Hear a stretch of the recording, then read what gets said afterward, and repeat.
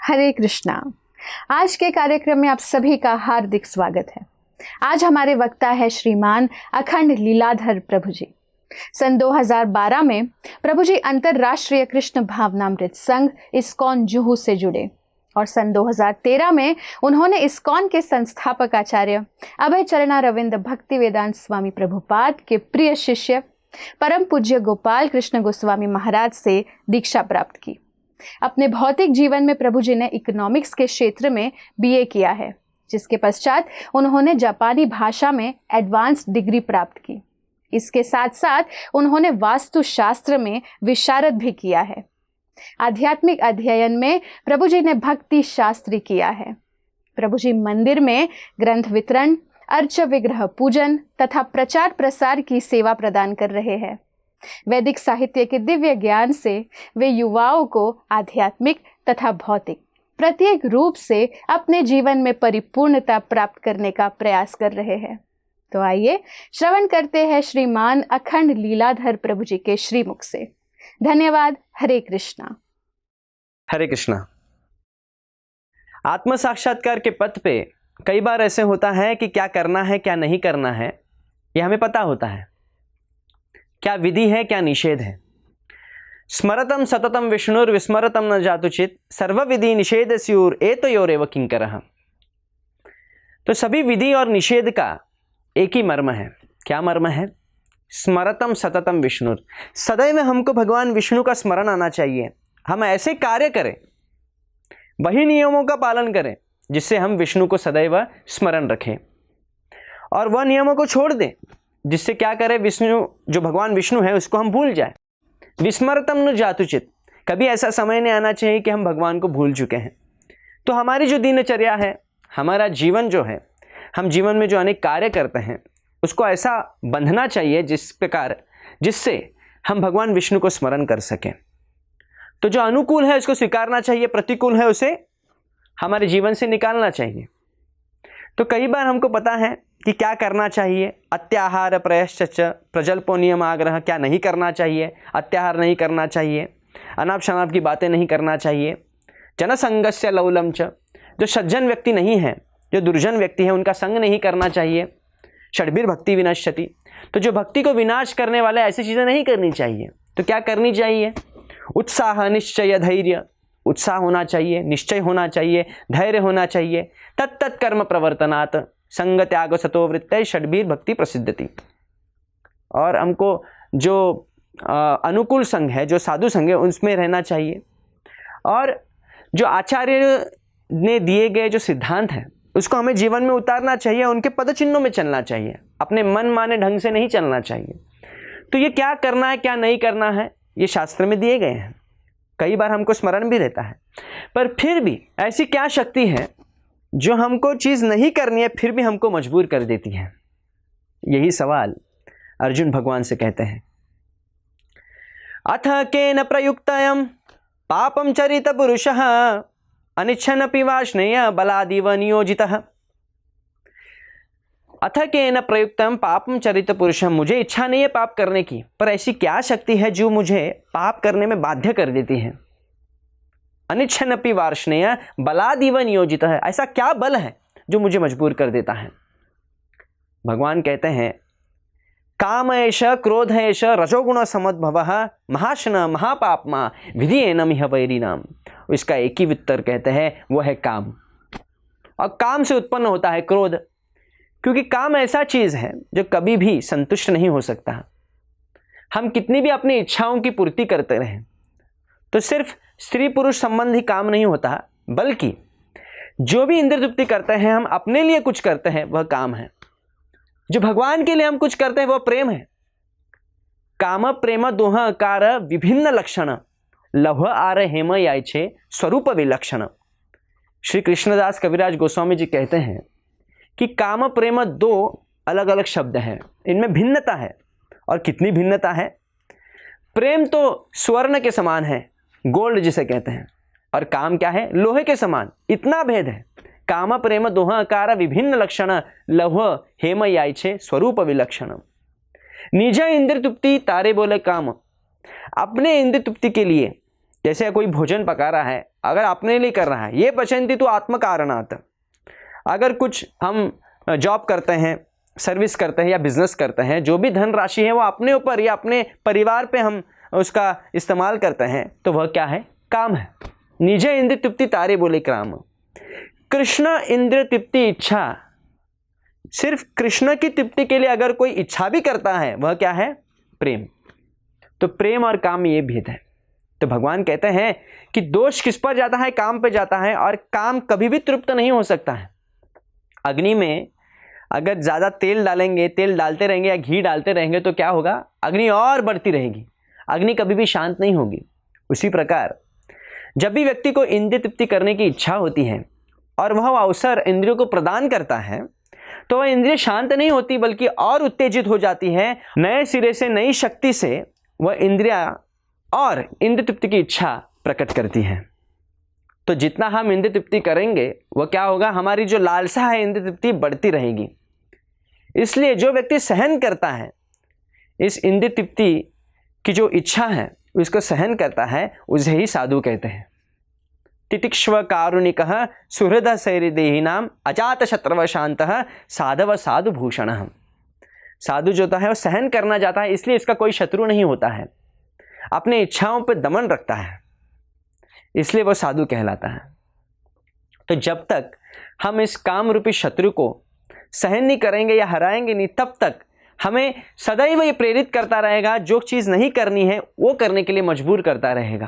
प्रहलाद महाराज कहते हैं, यन मैथुनादिगृहमेदि सुखम हितुच्छम कंडूयनेन करयोरिव दुःख दुःखम तृप्यन्ति नेह कृपणा बहु दुःख भाज कंडूतिवन मनसीज विषहेत धीरः। तो बहुत अच्छा उदाहरण देते हैं काम किस प्रकार है, जिस प्रकार खुजली होती है, कंडू यानी खुजली होना, इचिंग जिसे कहते हैं। तो जब कोई खुजली करता है तो बहुत आनंद की अनुभूति होती है। जब तक वो इचिंग करता है तब तक खुजली करता है तो आनंद की अनुभूति होती है। पर कोई व्यक्ति कहेगा कि खुजली करने में कितना आनंद है, मैं सदैव खुजली करते रहूँगा, तो व्यक्ति कहेंगे, जो लोग कहेंगे, वो कहेंगे पागल हो गया ये तो, खुजली करने में क्या आनंद है। तो जो बुद्धिमान व्यक्ति, उसे पता है ये क्या है, एक रोग है, खुजली करना एक रोग के समान है। जितनी ज़्यादा खुजली करते रहेंगे तो इन्फेक्शन हो जाएगा, जख्म हो जाएगी। तो जो व्यक्ति बुद्धिमान है वो क्या करता है, वो सहन कर लेता है और कुछ उपचार से, कुछ मेडिसिन लेता है, जिससे वो खुजली उसकी नष्ट हो जाती है। पर ये इंद्रिय तृप्ति कैसे है, खुजली के समान है। जितनी ज़्यादा करेंगे उसमें क्या होगा, फिर इन्फेक्शन हो जाएगा। वही इंद्रिय तृप्ति क्या हो जाएगी, हमारे आत्म साक्षात्कार के लिए बाधक बन जाएंगी। यन मैथुनादि गृहमेदि सुखम तुच्छम। प्रहलाद महाराज कहते हैं ये जो सुख है इंद्रिय तृप्ति से जो पाया गया, वो खुजली के समान है और तुच्छ सुख है। कंडू यनेन करयोरिव दुःख दुःखम, और इसमें अंत में क्या होगा, दुख ही दुख मिलेगा। तृप्यन्ति नेह कृपणा बहु दुःख भाज कंडूतिवन मनसीज विषहेत धीर। जो धीर व्यक्ति है, जो साधु है, जो भक्त है, वो इस खुजली समान जो इंद्रिय तृप्ति है उसको सहन कर लेता है। इससे भगवान कहते हैं काम ऐश क्रोध ऐश, क्योंकि काम को कभी भी तुष्ट नहीं किया जा सकता, और तुष्ट न होने के कारण क्या हो जाता है, क्रोध उत्पन्न होता है। काम ऐश क्रोध ऐश रजोगुण समुद्भव, और रजोगुण से उद्भव हुआ हो इसका। महार्षणा महापापमा विधि नमिह वैरी नाम। इससे बड़ा कोई वैरी नहीं है, इससे बड़ा कोई शत्रु नहीं है। काम सर्वप्रथम मनुष्य का शत्रु है। और आज हम देखेंगे तथाकथित जो मीडिया है वो ज़्यादा क्या करती है, प्रोत्साहन देती है काम वासनाओं को, अलग अलग रूप में, अलग अलग मनोरंजन के धारावाहिक दिखाकर, अलग अलग एडवर्टाइजमेंट से हमको और लुभाती है।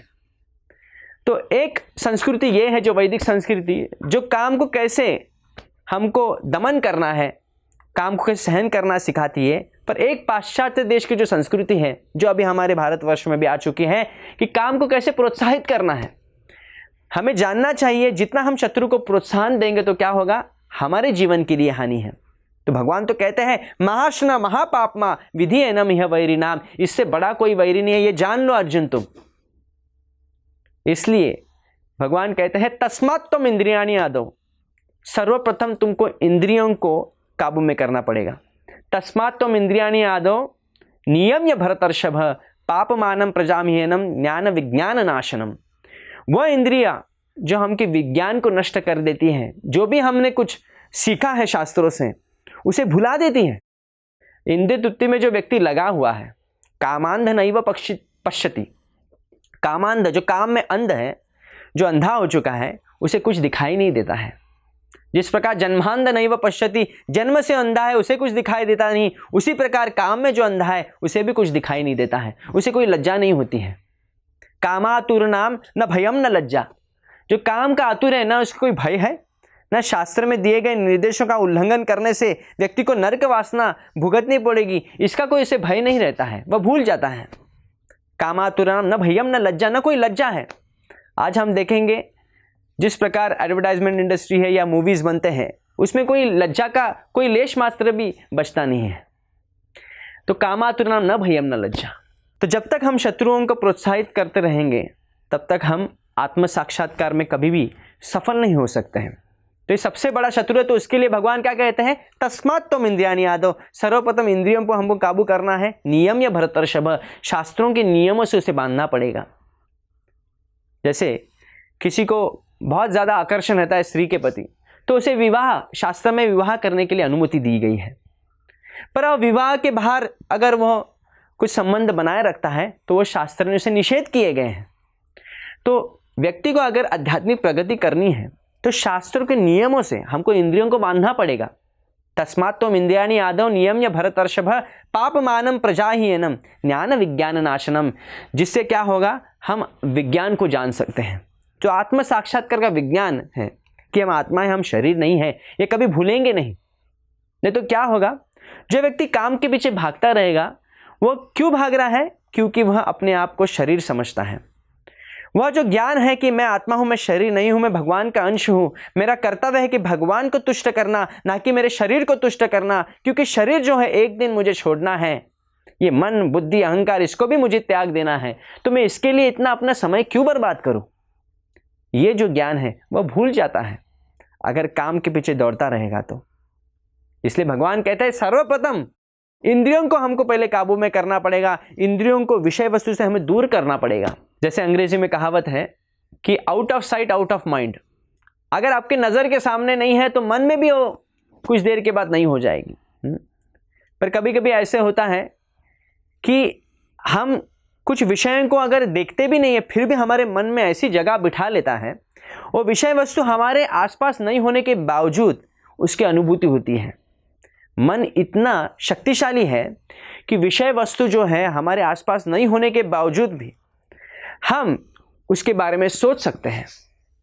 तो इसलिए बहुत आवश्यक है सवय मनः कृष्ण पदारविंदो, मन को क्या करना पड़ेगा, भगवान कृष्ण के चरण में लगाना पड़ेगा, क्योंकि भगवान कृष्ण एकमेव ऐसे हैं कि वह काम को बस में कर सकते हैं। कपिल मुनि कहते हैं तत्सृष्ट सृष्ट सृष्टेषु को अन्वति खंडितः पुमान् ऋषिं नारायणं ऋते योषिन्मय्येव मायया।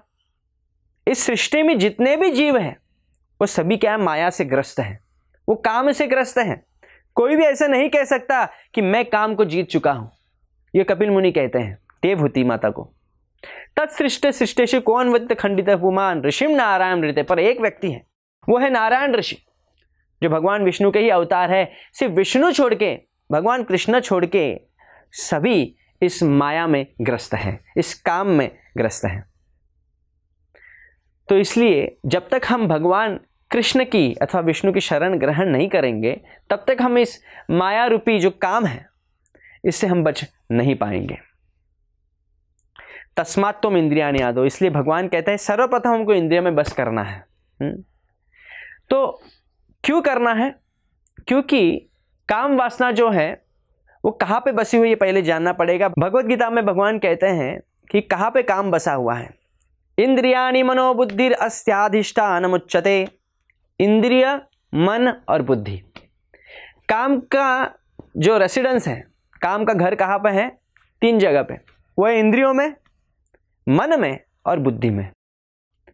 तो पहले शास्त्र अध्ययन करने से क्या होगा? आपको एक आध्यात्मिक बुद्धि की प्राप्ति होगी, सात्विक बुद्धि की प्राप्ति होगी। आहार सत्व शुद्धि, सात्विक आहार लेने से बुद्धि सात्विक हो जाएगी। और जब बुद्धि सात्विक हो जाएगी तो बुद्धि से क्या हो सकता है? हम मन को कंट्रोल में ला सकते हैं, क्योंकि मन में भी काम बसा हुआ है। और जब मन में कंट्रोल लाएंगे तो इंद्रियों पे कंट्रोल करना बहुत सहज हो जाता है। पर यह ध्यान में रखना चाहिए कि मन को काबू करना काम से बहुत ही कठिन कार्य है। पर कम से कम हम क्या कर सकते हैं? इंद्रियों को इंद्रिय विषय वस्तु से दूर कर सकते हैं। इसलिए पहले के काल में जो ब्रह्मचार्य आश्रम हुआ करता था, 25 साल तक व्यक्ति ब्रह्मचार्य पालन करता था, जिससे उसको इंद्रियों को इंद्रिय विषय वस्तु से दूर करने के लिए ट्रेनिंग दी जाती थी। पर आज वो समय नहीं है। इसलिए बहुत आवश्यक है कि हमको ऐसी ट्रेनिंग लेनी चाहिए एक स्पिरिचुअल कोच से, जिससे हम काम वासनाओं को उत्तेजित ना करते हुए हम काम को कैसे बस में करें, इसके लिए ट्रेनिंग ली चाहिए। ये आर्ट सीखना चाहिए। उदाहरण जैसे एक शास्त्र में आता है, एक तो पिंगला नामक जो वैश्या है वो राह देख रही है एक दिन कि कोई आएगा। सुबह से राह देख रही है, दोपहर हो चुकी है, दोपहर से रात हो चुकी है, पूरा दिन चला जाता है, फिर कोई भी उसके पास आता नहीं है। धनराशि की आवश्यकता थी उसे, तो आशा कर रही थी। बहुत सारा मेकअप भी किया था, जैसे वैसा लोग करते, प्रोस्टिट्यूट्स लोग करते हैं, उसी प्रकार उसने भी मेकअप किया था। सोच रही थी कोई ना कोई कस्टमर आएगा, पर कोई नहीं आया। फिर वह एकांत में उसे अचानक एक विरक्ति का अनुभूति होती है। वो सोचने लगती है कि मेरा पूरा जीवन सिर्फ इस शरीर का जो उपयोग मैंने क्या किया है, दूसरे पुरुषों को तृप्त करने में लगा गया है। अगर मैं इस शरीर का उपयोग भगवान की सेवा में करती थी तो मेरा आज गति क्या होती थी। तो जैसे ही उसे ये विरक्ति आ जाती है, वो तुरंत इस कार्य को छोड़ देती है और भगवान की भक्ति में लग जाती है। राजा ययाति, जिसकी पत्नी का नाम है देवयानी, तो देवयानी किसकी पुत्री है? शुक्राचार्य की। जब ययाति राजा देवयानी को विवाह करते हैं, तभी जो ऋषि हैं, शुक्राचार्य ऋषि मुनि जो है, वो क्या करते हैं? वो एक वचन उनको देने को कहते हैं। किनको? राजा ययाति को, कि तुम्हें अगर संबंध रखना है तो सिर्फ मेरी पुत्री से रखना है और किसी और से नहीं। क्योंकि क्षत्रियों का उस समय पे ऐसा था कि जब कोई किसी से विवाह करते थे तो उनके साथ जो उनकी पत्नी होती थी, उनके साथ अनेक दासियां भी आते थे। और कई बार ऐसे होता था क्योंकि दासियों को कोई रक्षा करने वाला होता नहीं था, तो राजा जो है उनसे पुत्र प्राप्त करते थे और उनको भी रक्षा प्रदान करते थे। तो ऐसा ही हुआ कुछ ययाति राजा के साथ। और जैसे ययाति राजा के जो संबंध है वो अपनी पत्नी के अलावा उसके ही सहेली से, जिसका नाम है शर्मिष्ठा, उनके साथ करते हैं, उनसे भी पुत्र उत्पन्न करते हैं। जब भी पता चल जाता है देवयानी को, वह तुरंत क्या करती है? अपने पिताजी को बता देते हैं। और पिताजी कोई साधारण नहीं है, बहुत ही तपस्वी है। तो वह श्राप देते हैं ययाति राजा को और वह कहते हैं कि तुम तुरंत वृद्ध हो जाओगे। तो अपना जो यौवन खो बैठते हैं राजा ययाति।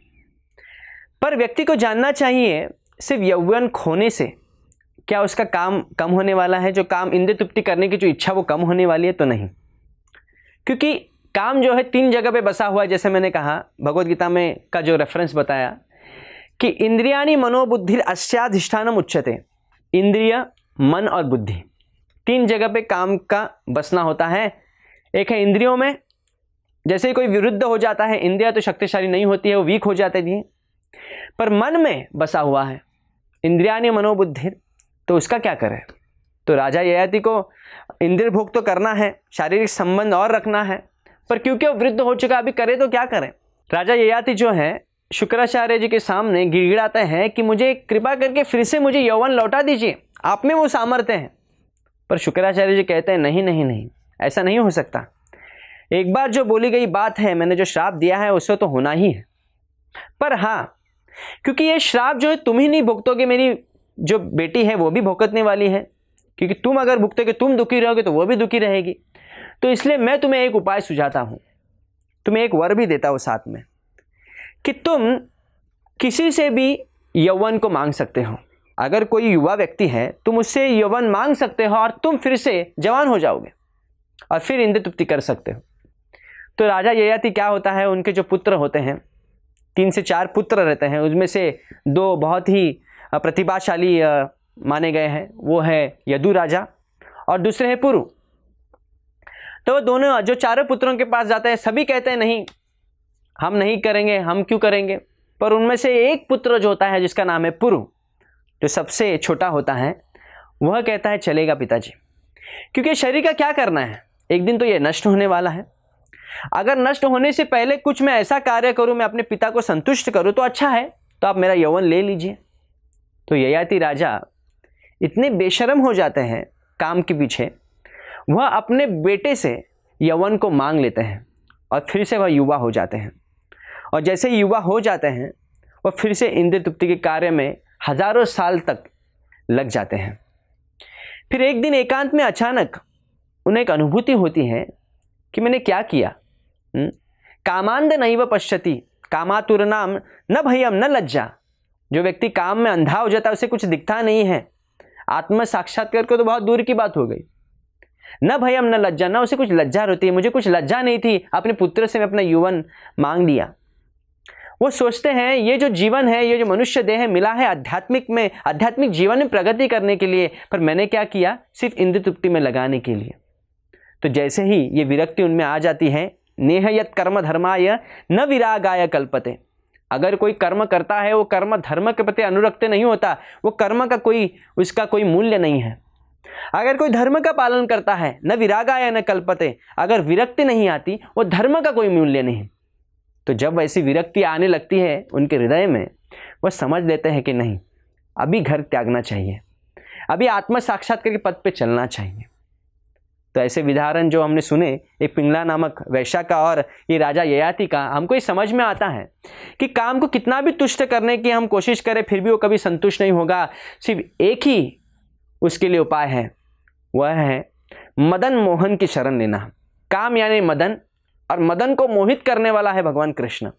तो भगवान कृष्ण की शरण जो भी लेता है, जितने ज़्यादा शरण लेगा, उतना ही वह काम रूपी शत्रु से बच सकता है। तो इसलिए एक ही उपाय है, काम को स्वतः कोई भी काबू नहीं कर सकता, बल्कि भगवान कृष्ण के शरण में, भगवान कृष्ण के कथाओं को निरंतर कोई सुनता है, उनके नाम जप करता है, उनकी सेवा में संलग्न रहता है, वह सहज रूप से काम रूपी शत्रु पर विजय स्थापित कर सकता है। हरे कृष्णा। ऐसे ही और भक्तिमय कार्यक्रमों के लिए देखिए हरे कृष्णा टेलीविजन, और इसे प्राप्त करने के लिए आप अपने केबल अथवा DTH ऑपरेटर से संपर्क करें तथा और अधिक जानकारी के लिए आज ही डायल करें 7666 839 839।